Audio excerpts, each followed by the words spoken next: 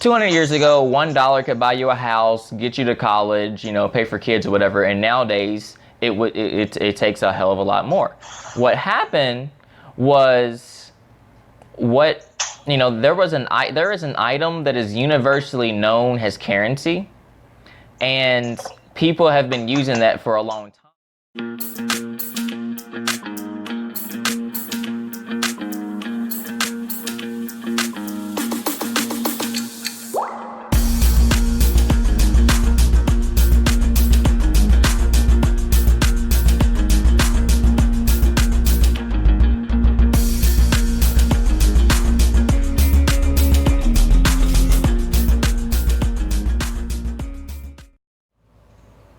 Okay, so what were we talking about?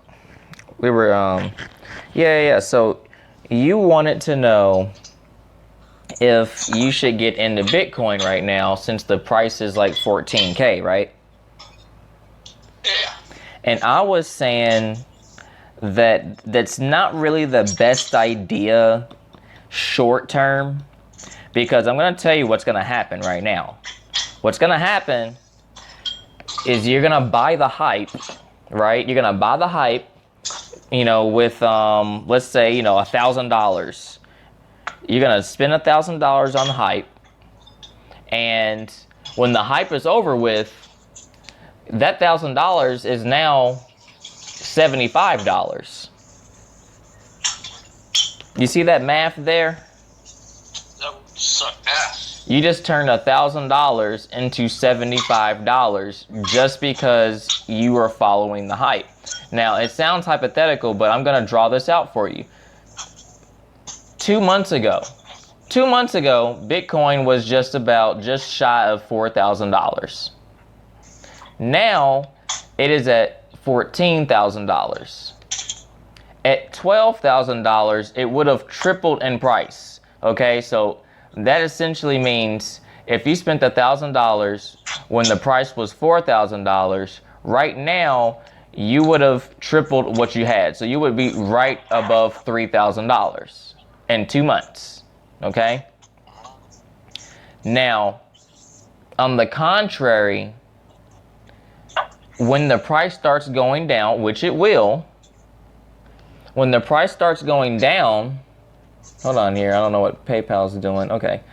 When the price starts going down, it's going to go down just as fast, if not quicker, than it went up. And you can go through the history of all the charts if you want to study that. It does that. That's what Bitcoin does. And that's why I keep telling you that the true value of Bitcoin comes from the secret of price analysis. Just like you have network analysts and network analysis and computer that's when you get into price analysis and not, you know, you got price analysis, and then you've got, you know, your I really cannot think of the word that I'm trying to think of right now. The chart, thank you. Chart analysis. You got your prices, you got your chart analysis, and you have to analyze those things so that, you know, you have to analyze those so that you know the true value of what you're getting yourself into. You see what I'm saying? Yeah. Like, here's an example. Like, okay, so what if I told you that Ford stock was going for $1 right now? What would you do? Buy some Ford stock. How much of it would you buy? Like $100. Why not? Why 100? Like, why wouldn't you just spend your whole life savings on it? It's $1. We're talking about Ford.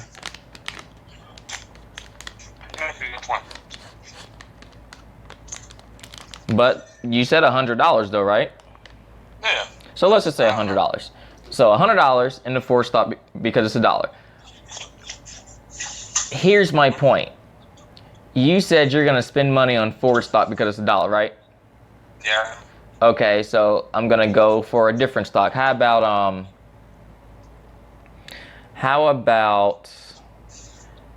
a company you've never heard of? They have stock that's going for $1. would you buy some of that stock? And if so, how much of it would you buy? Probably not, because I don't know, maybe they're not as reputable, I'd say. Okay. They don't So have the history. what if their price was, let me see. When we're talking about the new company that you've never heard of, right? Mm-hmm. What if their price was $10 right now, and then all of a sudden tomorrow it was $1? Would you be reluctant to buy some of that stock? And if so, why?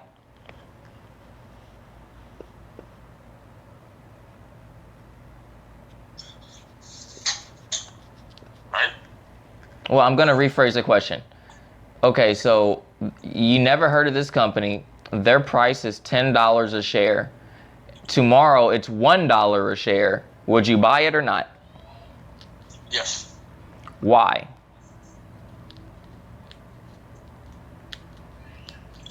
I guess I would take the risk. Okay, but you do see a risk there. Yeah. Okay, so you're telling me that if Ford, and Ford right now is at $9.91. If they were $1 tomorrow, you would spend $100 on them because it's Ford. But if a company that you've never heard of was $1 tomorrow, you would look at it as a risk, right? Yeah. On Ford, you're looking at it like an opportunity. On the other hand, you're looking at the other company like it's a risk, right? Mm-hmm. Okay, so the point there is that Ford still had a price decrease. They still went from $10 to $1. But how you look at it really determines the value. And that right there is the market. How you value that. Because if Ford is $1 and you value it more than $1, you're gonna spend $100 buying stock, just like you just said, right? Yeah. But if I feel like it's worth more and it's gonna go up. Exactly, it's gonna go up, So right? It's Ford. I'm not sure. I'm taking a big risk. Exactly. But at the same time with the with the other company, you've never heard of these guys. So if they're $1, who cares? That's a risk. I'm not really gonna. I don't really see them going up. They might, but I don't see. They're not Ford at the end of the day.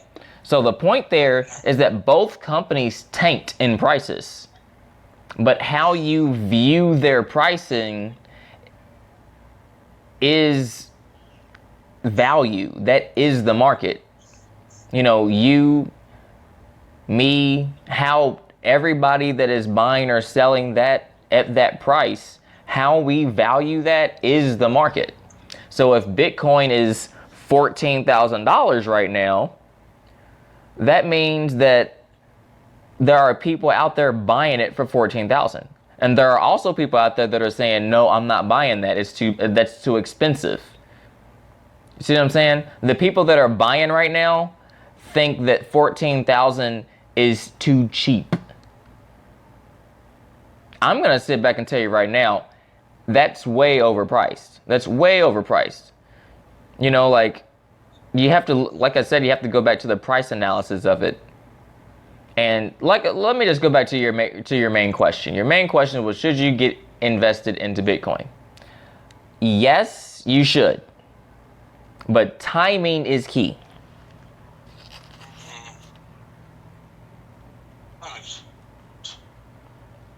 Why do you think you should get into Bitcoin? Why do you think I would say yeah? You think it's just like some kind of cool thing that everybody's like doing, or? No, because I feel like it's going to be like a leading currency in the future. Why do you say that? You've been studying, or you found some research? I just got that feeling, to be honest. Okay, well, I'm gonna tell you something like this. So, There's a couple different things. You know, I'm not really like a Bitcoin. I'm not a Bitcoin influencer. You know, I don't have a blockchain company under my belt. You know, I'm not paid to promote Bitcoin, you know, by any means. But what I will say is that I do understand how markets work and where value goes. You see what I'm saying? Yeah. Now let's look at history of the US dollar. Back in the day, 1800s, you ever heard of it, people talking about inflation? Yeah. How the dollar used to be able to buy you a whole fucking tank of gas, bread.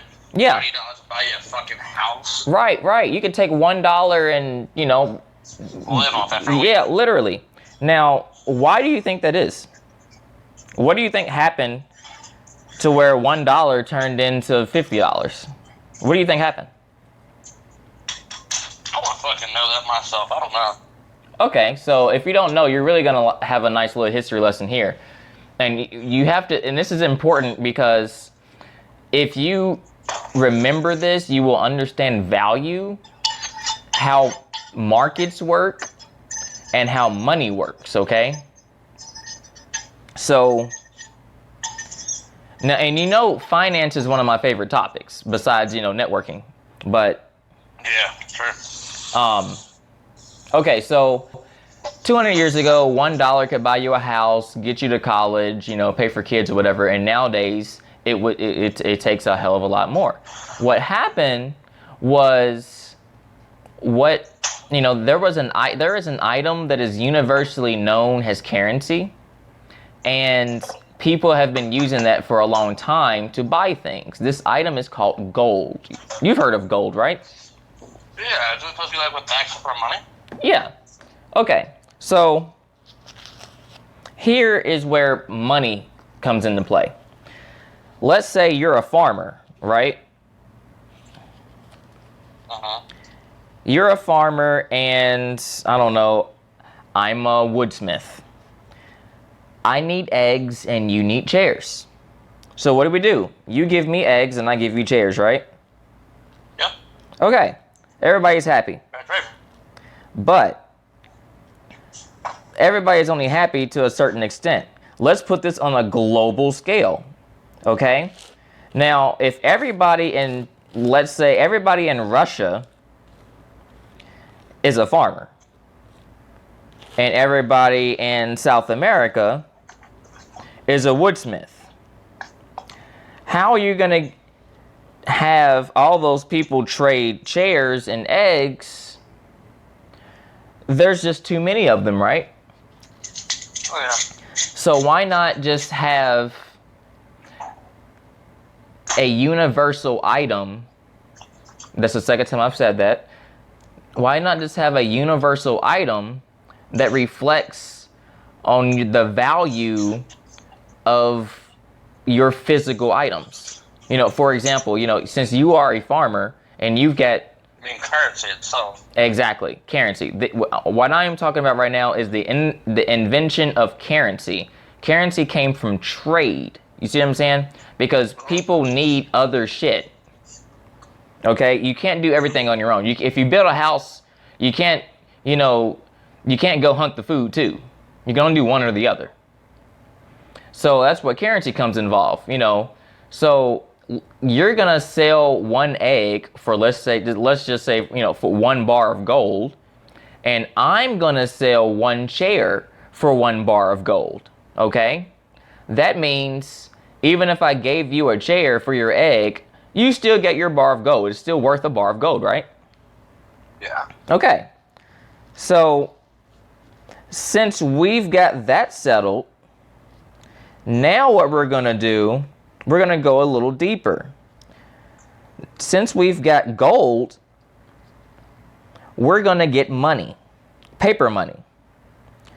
So this is where banking comes into play, okay? Banking is you taking, now I need you to follow me here. I need you to really be on that farm working for that egg, right? You're going to take that egg and you're going to get a gold bar for it. You turned your egg into a gold bar, okay? Next thing you're going to do, you are then, well, let's just say you're going to make a whole lot of these eggs. You've got like 100,000 eggs, right? You're going to take the 100,000 eggs and then you're going to sell them for a gold bar. You've got 100,000 gold bars. That is a lot of gold bars, is it not? Shit ton. That is a shit ton of gold bars. Where are you going to keep these gold bars, Mark? Just fucking, what the fuck would you, where the fuck would you put that? Where are you going to put those gold bars that's going to keep you secure, keep your family secure, and your generation? Like, don't forget that you have worked your whole life for these gold bars. If someone just walks up and takes one, they took a day's worth of your work that you're never going to get back. So you really want to make sure that these gold bars are going to be inaccessible, right? Yeah. So what are you going to do? You're going to go to a place that stores gold bars, right? Yeah. So I'm going to start over again. You're working hard for these eggs. You've been working hard for 100,000 eggs. You sell these eggs for gold bars. Now you've got all these gold bars that you can't walk around with 100,000 gold bars. You're not going to go grocery shopping with 100,000 gold bars. You know, even if you did, who's going to watch the other gold bars that you didn't bring? You need somewhere to store them. So you're going to go to a bank.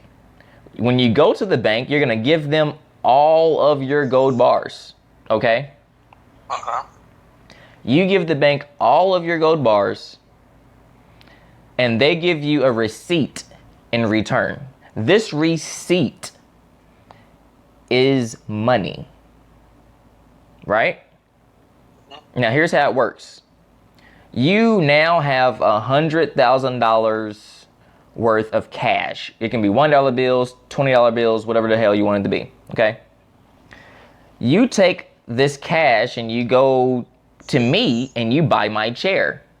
Instead of carrying around a heavy ass gold bar or an egg that might spoil, why not just give me $1? Right? A lot easier. Exactly. And I can just throw it in my pocket. I don't have to watch it or anything like that. Now, moving on. The important thing about that story, about the invention of banking and the invention of currency, is that gold, a universal item, gold, is the base and foundation of that, right? Gold is the concept. Okay, now let's move on here. We're going to fast forward, back where we were talking about the 1800s, where $1 can get you, a whole house. This was really recent when this change happened. So, I believe it was, it may have been President Reagan, or was it Nixon? I believe it was Nixon, President Nixon. You've heard of President Nixon, right? Yeah. Okay. So, President Nixon made some kind of law. I really wish I could quote this law. And this is how like, I'm not a teacher, I'm not a professor or anything. I'm just, just talking from dude to dude, But he made a law that disassociated gold from the US dollar. Have you ever heard of that? No. Okay. So, it would behoove you to know. Okay. What do you think? What do you think happened to the price of gold when that happened? It shot up. Did it? I would think so, because Yeah. I guess I actually. and it's not going around as much. Exactly. Scarcity, right? Yeah. So that happens by Richard Nixon. The price of gold goes up. Now, I wish you were by a computer, because if you are, I would have you research the price of gold, because it is till this day, it is still going up from that day. Is it really? Yep. Let's see. Gold's been going up since Nixon did that, right? Yeah. Let's see. Gold price. Damn it. Damn it. Go back. Gold price. It's all right. So Here it is. 100 years. 1997. It was. Holy shit.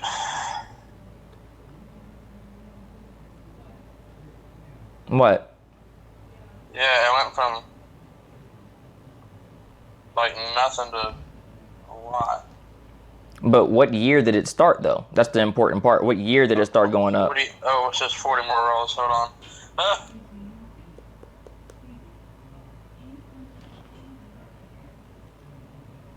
At $41. What year? 1969, it says. What about before then? It doesn't show me. Okay. Well, it's safe to say that before that happened, it was around the time when Richard Nixon was running everything. He disassociated the dollar from gold, which rose the price of gold because a dollar was no longer the base and foundation of U.S. currency. Remember when I was talking about that? Mm-hmm.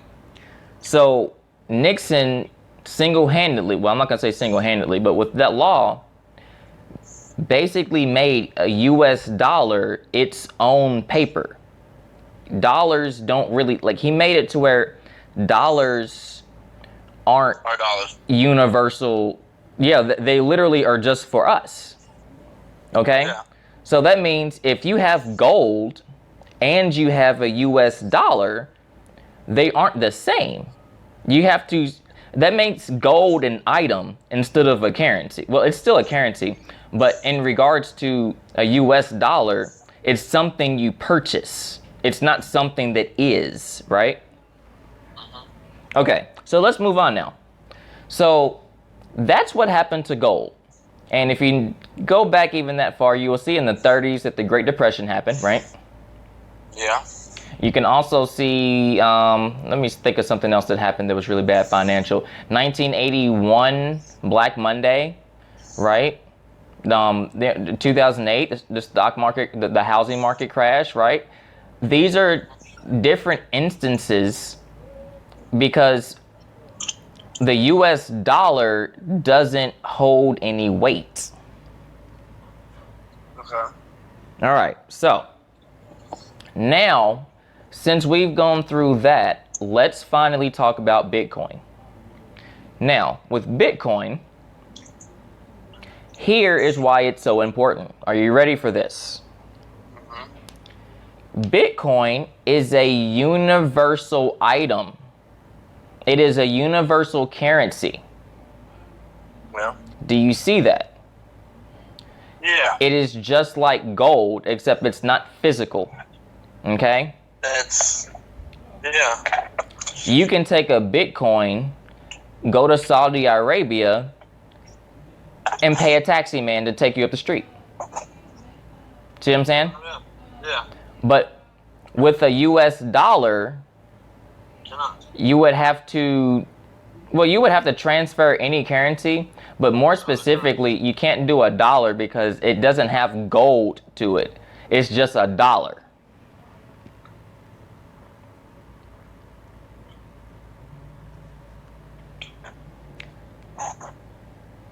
So now I say again, or actually probably for my first time, but if you are going to get into Bitcoin, do it, but do it timely because hello?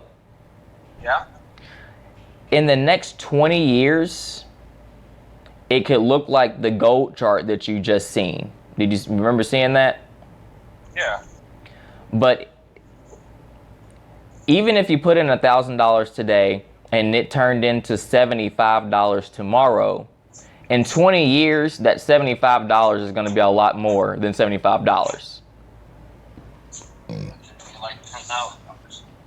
Yeah, probably a lot more than that, really. But now that you know all that, with Bitcoin or gold, if anything ever happened to the US dollar, you would be in a safe haven. Well, because you don't have cash. You don't have US dollars. You see what I'm saying? You don't have US dollars, you have Bitcoin or you have gold. With gold, you can go anywhere in the world and spend it.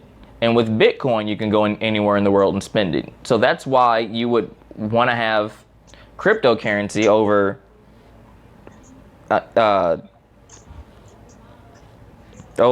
fiscal currency.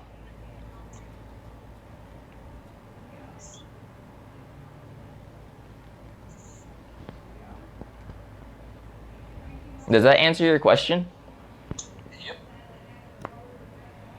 So while you're looking at the hype of everything, I want you just to I want you to notice the price, notice everybody talking to it, everybody talking about it, I mean, and look at when the price drops. I want you to see how fast it drops. Probably as quick as my penny stock did. Probably. I went from $4,000 to about $400 a day. Who did that? Hey. You put 4,000 into a stock? Yeah, I lost $1 a day. Holy, bro, don't do that anymore. Consult me before you do anything like that, because I always tell my students to start off with $100 first. And honestly, I don't even tell them to put that $100 into a stock. I tell them to throw it into the fucking toilet. Because if you can't throw it into the toilet and walk away, you don't need to be trading. Yep. Anyway, man, I'll talk your ear off. If you have any other questions about trading or, the Poverty Podcast or anything, that goes for you guys too listening. You just go ahead and hit me up, man.